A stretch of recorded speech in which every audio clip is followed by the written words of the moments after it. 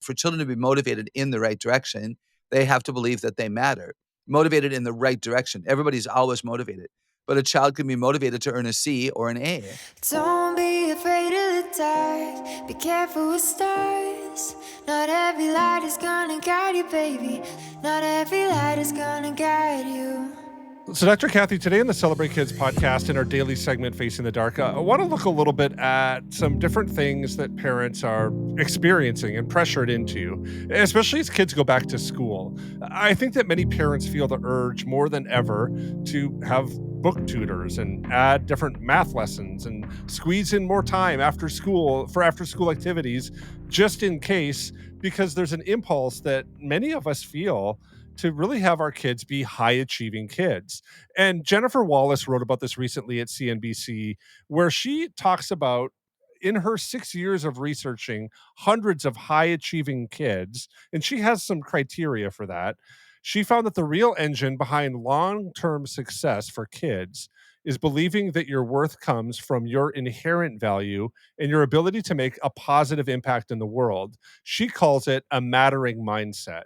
Now, before we jump into Jennifer's thoughts on this, I kind of want to hear your comments on this, especially because as a parent, I really I don't know if it would be relate to or wrestle with this Mm. push to always have high achieving kids. I feel like every, you know, it's kind of like I don't know if you know about the Lake Wobegon kind of radio show where the men are good looking and the women are above average, you know, or the men are good looking, the women are strong, and the all the kids are above average. There's kind of this attitude, I think, in many parents to really have high achieving kids, and it's expected that all of our kids would be high achieving.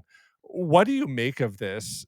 And give me some pictures on maybe how parents should think about this, especially as we start going back to school. My passion for children, Wayne, is that they become who they were created to be.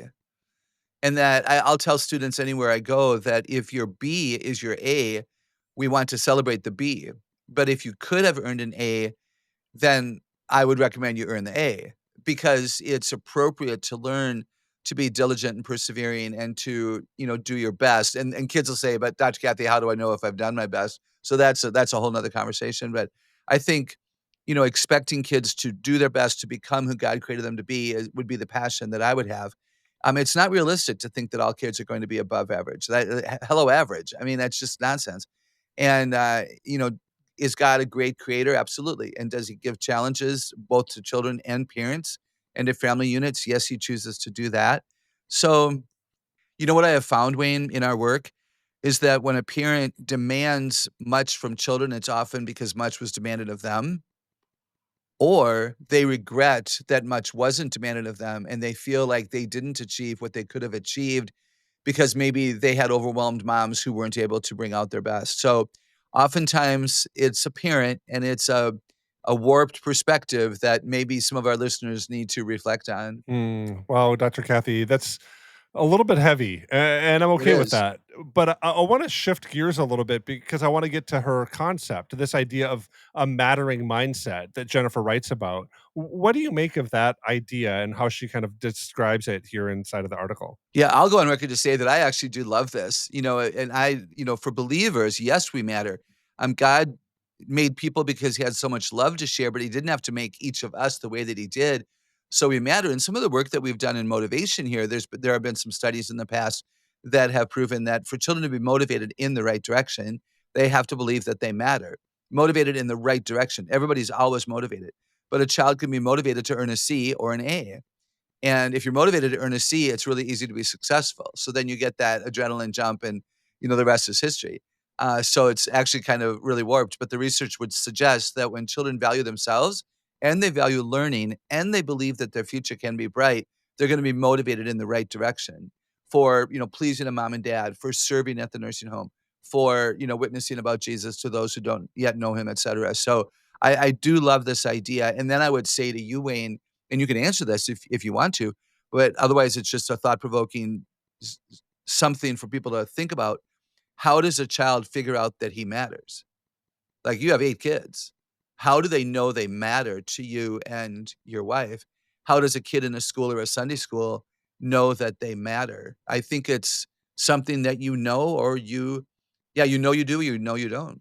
Yeah, It's important. I love that, Dr. Kathy. I think that's a great maybe question for us to ask as parents. And matter is perceived emotion, right? I think that I matter to somebody, A and perceived value. yeah, yeah, exactly. Perceived value would be stronger, a better description of it. I do think that there's emotion that ends up being tied to it as a kid, right? They walk into the classroom with a smile on their face or their chest Mhm. out.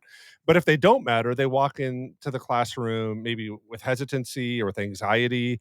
I just think that there's a dynamic there. You talk a lot about this. How do we know our kids? And then do we have a hospitable presentation of the things that we're talking about, right? Do we teach our kids hospitably, thinking through their different smarts, thinking through the big questions that they have for the world? There was a Sunday school class that my son was in once, and I remember driving him home after it, and we were talking about it, and he said, I just don't know, Dad. I don't know. I'm not asking the questions that they're answering in class. And so I did like the classic dad splained thing. I just pulled them out of Sunday school. I said, well, then you don't need to go to Sunday school. You're going to go to Sunday school with me, and we're going to answer the questions you want to answer. You want answered, and you're going to be able to ask those questions, and let's dive into it. So for a season, it wasn't for like forever, but for a season, I really pulled him out because I wanted him to know, right, that he matters. And he walked differently into church and participates differently in church because I showed him that he matters, right? I think that's an interesting thing. I love that, and let me get, practical in another way. That's a very practical insight for our listeners.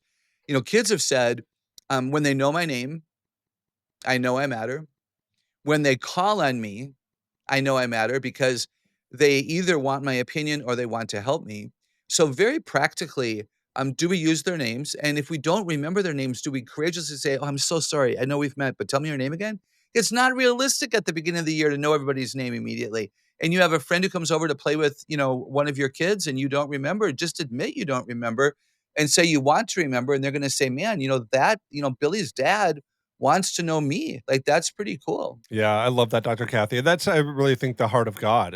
The God reality is that God knows all these kids, and Yeah. He knows them by name. He knows them by the hair on their head. I mean, there's so many different scripture passages that reference how intimately God knows us, and I think that kind of goes to how I'd like to maybe shift this a little bit because there are some things at the ministry that we talk a lot about.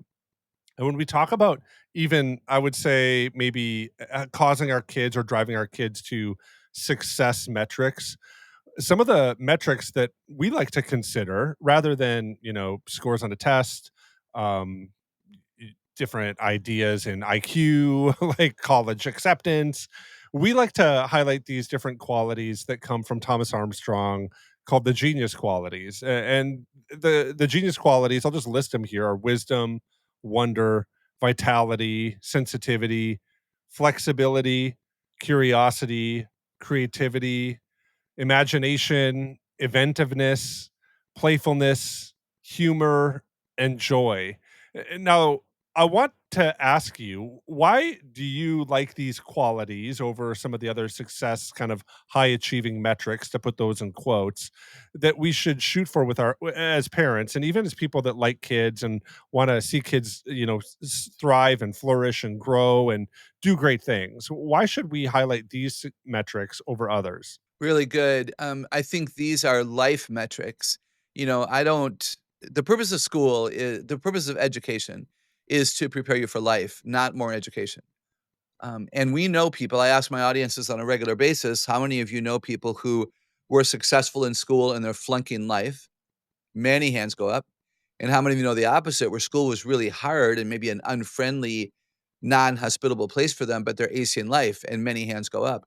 Life matters. Now, so does education, obviously.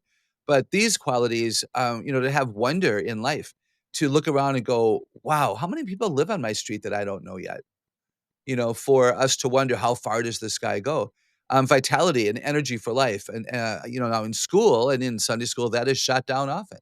Be quiet, sit down, sit still, look at me, eyes on me. And there's a place for that. There's a place for that type of attentive discipline in academic settings. But I want kids to have vitality where it's hard to stop them because life excites them. Flexibility, which is not yoga. Flexibility is not, muscle flexibility in his work. It's being able to go from one idea to another and back to the other and then to another. And that's how life is, right? Like, Wayne, you and I don't spell for 20 minutes and then read for 40 and then do math for 15.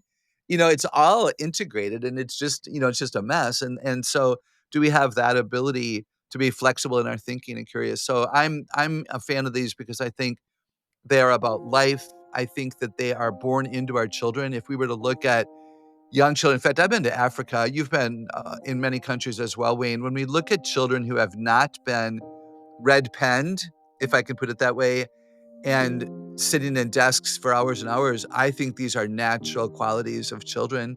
And I think that's God's intent. And I would love us to do the very best we can to get the children to still behave in these ways. As Dr. Kathy talked today, it reminded me of a passage that comes out of Exodus chapter 31, and I'll begin reading at verse 1. Then the Lord said to Moses, "See, I have chosen Bezaleel, son of Uri, the son of Hur, of the tribe of Judah, and I've filled him with the Spirit of God, with wisdom and understanding, with knowledge and all kinds of skills, to make artistic designs for work in gold and silver and bronze, to cut set stones and to work in wood, to engage in all kinds of crafts. Moreover, I have appointed Oloyahib, son of Ahisamach, of the tribe of Dan, to help him. Also, I've given ability to all the skilled workers to make everything that I've commanded for you."